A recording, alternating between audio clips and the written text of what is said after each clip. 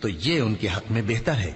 اور اللہ سنتا ہے، جانتا ہے۔ نہ تو اندھے پر کچھ گناہ ہے، اور نہ لنگڑے پر، اور نہ بیمار پر، اور نہ خود تم پر، کہ اپنے گھروں سے کھانا کھاؤ، یا اپنے باپ دادا کے گھروں سے، یا اپنی ماؤں کے گھروں سے، یا بھائیوں کے گھروں سے، یا اپنی بہنوں کے گھروں سے، یا اپنے چچاؤں کے گھروں سے، یا اپنی پھوپھیوں کے گھروں سے، یا اپنے ماموؤں کے گھروں سے، یا اپنی خالاؤں کے گھروں سے، یا اس گھر سے جس کی کنجیاں تمہارے ہاتھ میں ہوں، یا اپنے دوستوں کے گھروں سے۔ اور اس کا بھی تم پر کچھ گناہ نہیں کہ سب مل کر کھانا کھاؤ یا جدا جدا۔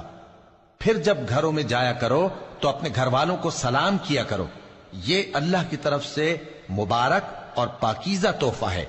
اس طرح اللہ اپنی آیتیں کھول کھول کر بیان فرماتا ہے تاکہ تم سمجھو۔ مومن تو وہ ہیں جو اللہ پر اور اس کے رسول پر ایمان لائے، اور جب کبھی ایسے کام کے لیے جو جمع ہو کر کرنے کا ہو پیغمبر